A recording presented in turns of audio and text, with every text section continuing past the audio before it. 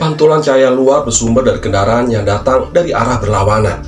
Itu sudah lebih dari cukup bagi Andre untuk dapat melihat semuanya, melihat ke kursi belakang. Sosok perempuan yang sejak tadi dia kira adalah istrinya, ternyata sudah bangun dari posisi tidurnya. Dia terlihat duduk tegak tanpa bersandar. Andre tidak bisa melihat wajah sosok itu dengan jelas karena sedikit tertutup oleh rambut panjangnya. Tapi sekilas juga Andre melihat kalau perempuan itu memang benar bukan Rizka istrinya. Wajah sosok itu terlihat pucat dan mimik wajah yang kosong tanpa ekspresi. Sungguh sangat menyeramkan.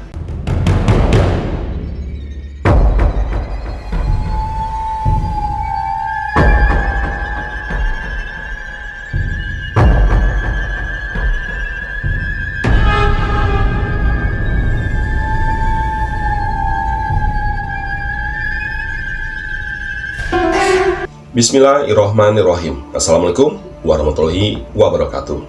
Ya, cerpen horor kali ini akan membacakan sebuah kisah dari akun Twitternya @pristory yang berjudul Misteri Makhluk di Jok Belakang. Baik, buat teman-teman yang baru saja menemukan channel ini, bisa membantu channel ini supaya bisa lebih berkembang lagi, yaitu dengan cara menekan tombol subscribe-nya. Baik, yang ingin tahu bagaimana ceritanya? Yuk, langsung saja kita bacakan kisahnya.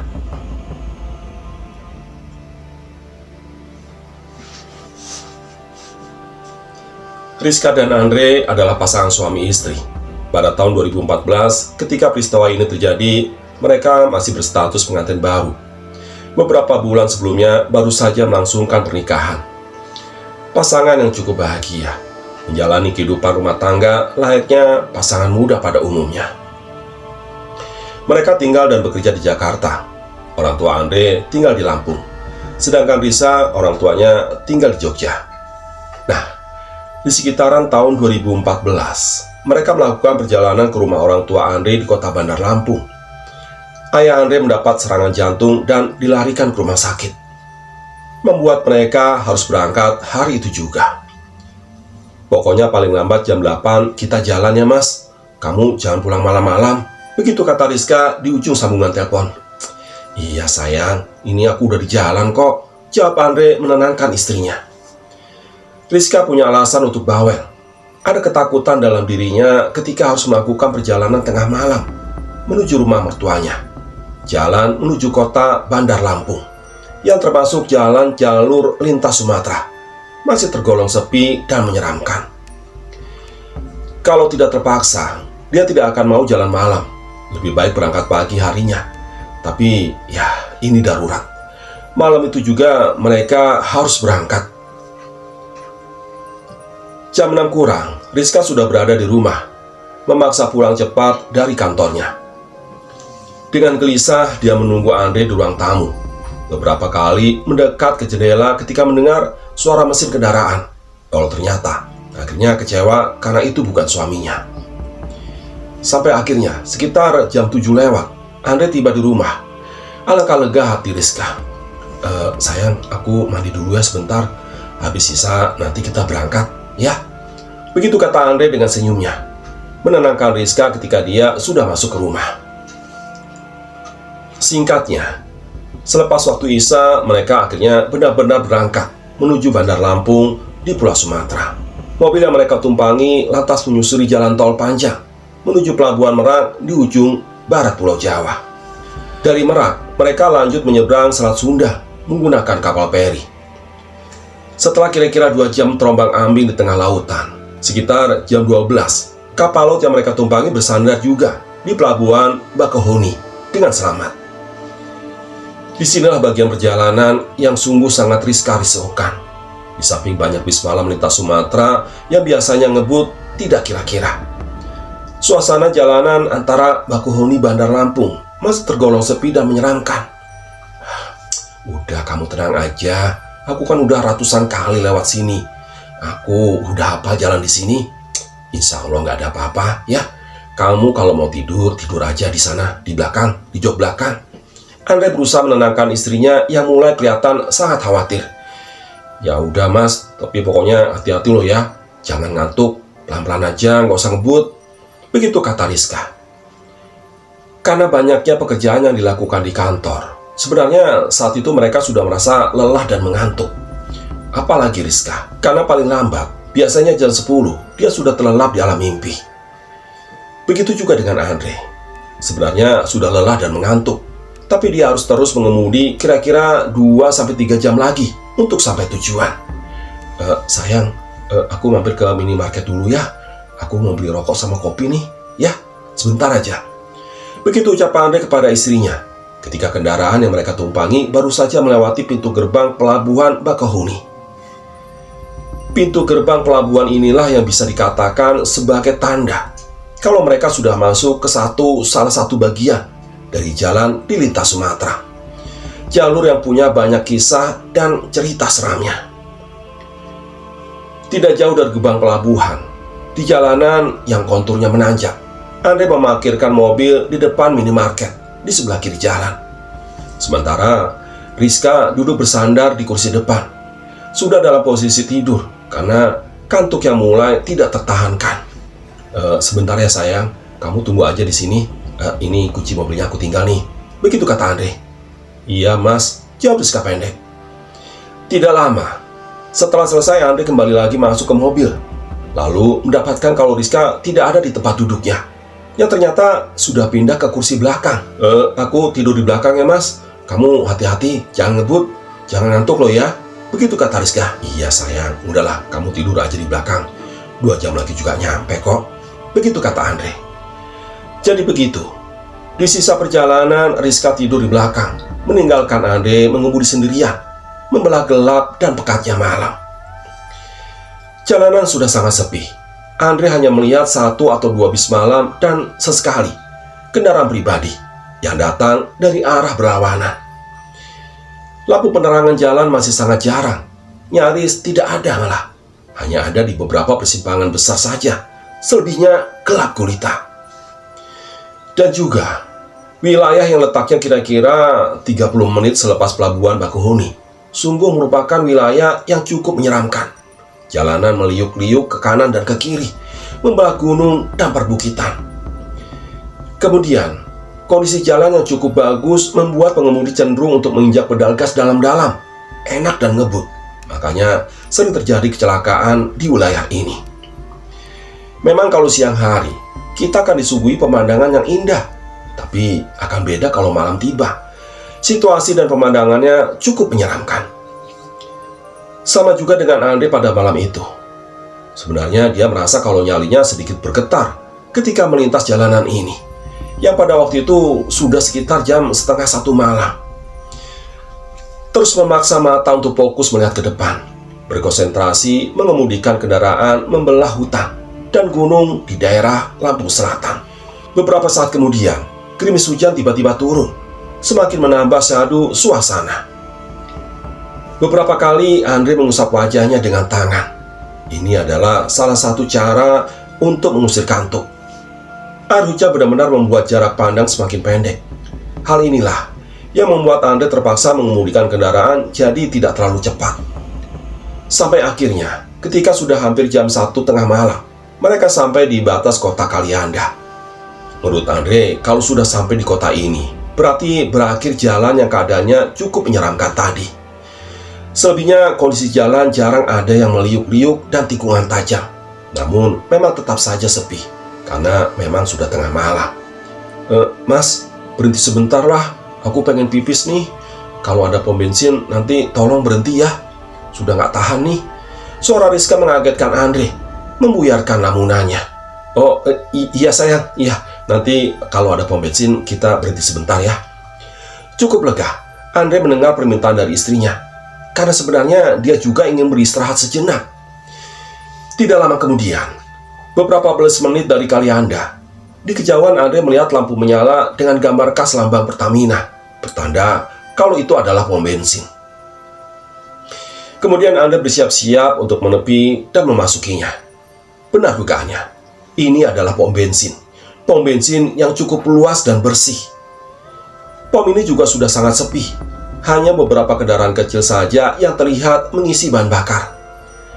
Di dalam, Andre mengarahkan kendaraan ke tempat paling pojok, dekat dengan pintu keluar, tempat di mana toilet berada. Tempat di mana toilet berada ini keadaannya sangat gelap, ditambah hujan yang terus saja turun, membuatnya semakin gelap gulita. Sayang, bangun. Ini udah di pom bensin. Ayo, katanya mau pipis. Ucap Andre membangunkan sang istri. Di mana sih mas toiletnya? Sambil ngucek-ngucek mata, Rizka melihat ke sekeliling. Itu tuh pintunya, deket kan? Jawab Andre sambil menunjuk ke toilet yang letaknya ada di belakang kendaraan mereka. Mau diantar nggak? Tanya Andre. Udah mas, nggak usah lah, tunggu di mobil aja. Begitu jawab Rizka. Kemudian dia keluar dari mobil dan berlari menembus hujan menuju toilet. Sementara Andre tetap menunggu di dalam mobil. Andre tahu kebiasaan istrinya. Walaupun hanya buang air kecil, biasanya Rizka cukup lama untuk melakukannya. Karena itulah, ketika sudah 5 menit Rizka belum juga kembali, rasa kantuk tiba-tiba datang menyerang Andre. Hingga akhirnya tidak tahan lagi. Lalu dia ketiduran.